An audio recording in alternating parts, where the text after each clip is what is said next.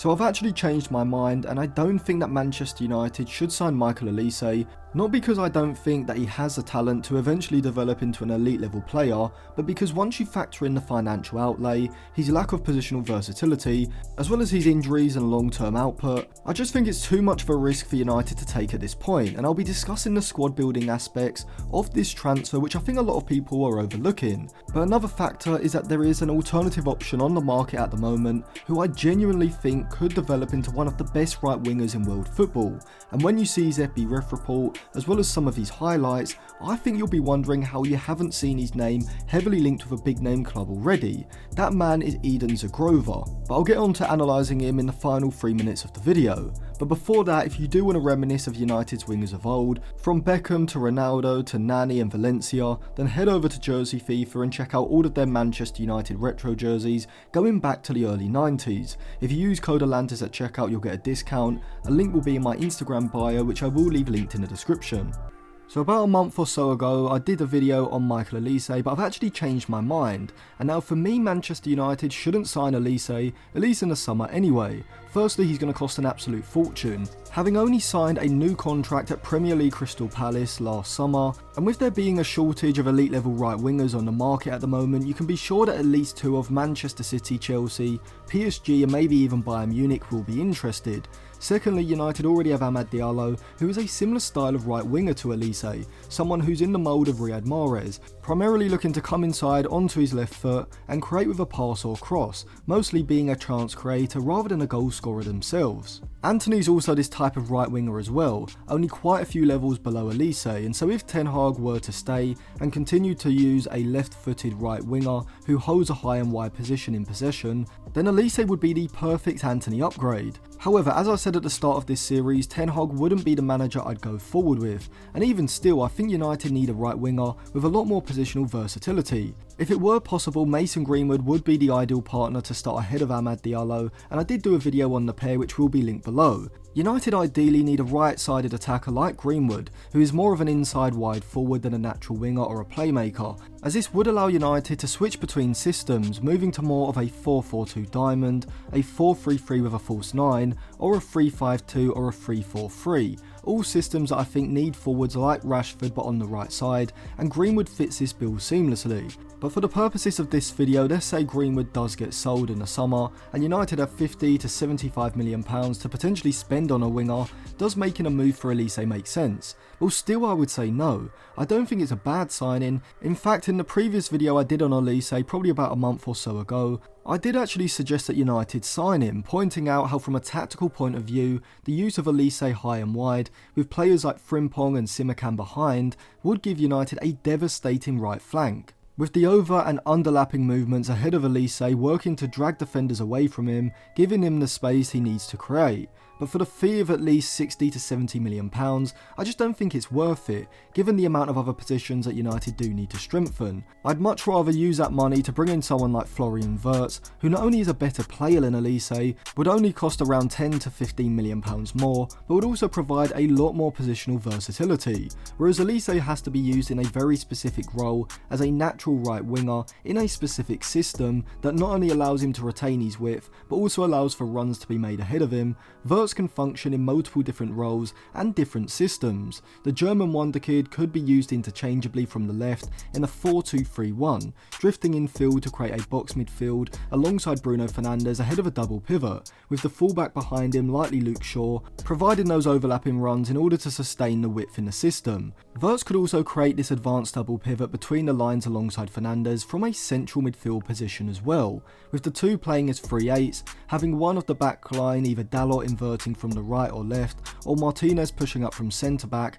in order to create the double pivot behind them. Playing as a central midfielder in a 3, Wirtz could also be given the licence to drop in front of the opposition's midfield line in order to aid United in the build-up, with him certainly having the press resistance to turn out of pressure and drive the attack forward, allowing Fernandes to retain that higher position that I talked about in the video analysis I did of his role in Højlund's opening goal against Tottenham over the weekend. Wirtz could also be used at the point of a diamond in place of Bruno Fernandes, where he could be used almost as a false 9, starting high alongside the centre-backs, but dropping off to play as a point of the diamond, allowing the two wide players to provide runs in field as inside forwards, taking advantage of the space that Wirtz has vacated with his deeper movement. Olise, on the other hand, at the moment at least, seems to have the same sort of issues that I think Sancho's had. Both Sancho and Olise are players who don't have the sort of adaptability to play in field with more defensive responsibilities, nor could I see either providing the sort of goal scoring threat in behind if they were to play as inside or wide forwards. In this sense, both players are very tactically limited in what you can actually do with them, and this is something I think United should avoid, particularly with Amad Diallo as the backup, who, whilst being a player who I could potentially see being shifted into more of a central position later on in his career, at this current moment, I think he really only suits playing as a natural winger in any United system. So the last thing you want from a squad building perspective is two right wingers in Olise and Amad, who both have to be used in this natural right winger role, and without Greenwood's return, United wouldn't have a player capable of playing as an inside or a wide forward from the right, which would majorly limit the tactical versatility of the squad as a whole. With Olise, I'd also say that it's a case I'm not 100% convinced that if he did come into this United side and instantly become the sort of match winner that United need for that £60 to £70 million outlay. Even though he is playing for a defensive-minded, offensively conservative Roy Hodgson Crystal Palace side, his Fbref report over the past 365 days does show a player who, whilst being excellent at progressing the ball into dangerous positions,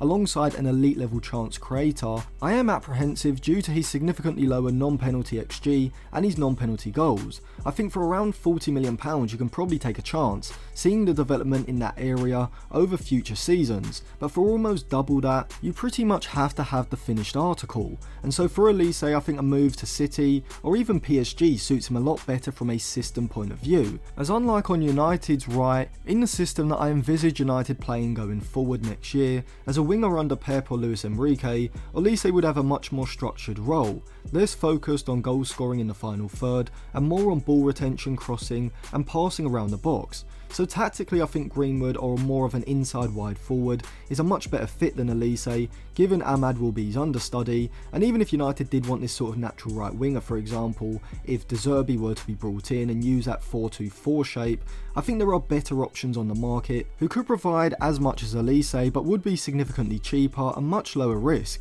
But I'll come on to De Zerbi in a future episode. But for argument's sake, let's say that United want a left-footed, natural right winger in the mould of Olise. Who would be a better option? Well, despite the likes of Rafinha from Barcelona and Kubo from Real Sociedad being two options I am working on videos for, both would be around the same fee as Michael Olise, at least £50 to £60 million.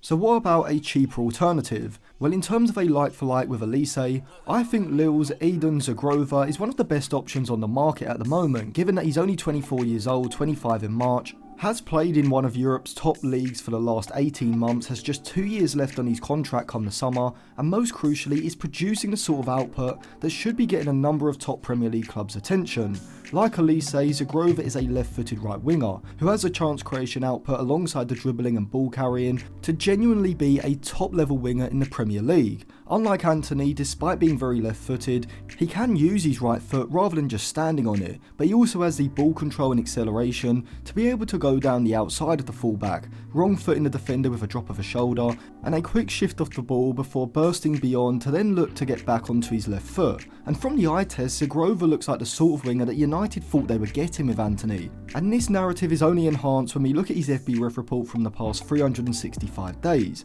Now on the surface, his stats don't look that impressive, with just 2 goals and 4 assists in 17 Ligue 1 games this season. But as I've said before, just looking at goals and assists can be incredibly misleading when analysing players who aren't outright forwards. And you can see that here as we adjust for per 90, whilst also looking at his non-penalty goals and his non-penalty XG, and you can see that they're actually fairly decent. Nothing special, but the foundation for further improvement in a better side is definitely there, but it's his chance creation and ball progression metrics which really catch the eye, as when compared against every other attacking midfielder and winger in Europe's top 5 leagues, Zhegrova is ranking in the 98th percentile for his XG assisted and his passes into the penalty area, as well as the 94th percentile percentile for his crosses into the penalty area alongside that. And in terms of his dribbling and ball carrying, that Iron Robin aesthetic that he has also translates statistically, with him also ranking in the 99th and the 98th percentiles for his successful take-ons and his carries into the final third respectively, and the low 90th percentiles for his carries into the final third and into the penalty area as well, whilst also completing a high amount of his take-ons. So in short, the winger from Kosovo is a dribbling, ball carrying and chance creating machine, and so all in all, Zhegrova to me just seems like a much better option in comparison to Olise, in terms of the financial outlay, the eye test, and particularly statistically, where it's almost impossible to overlook how good his output has been over the past year or so. £70 million for Olise, or around half of that for Eden Zhegrova. To me it's a no-brainer. So thank you for watching. Let me know who you prefer, Olise or Zhegrova, in the comment section below, and subscribe to the channel and click the bell so you do get notified when my videos come out.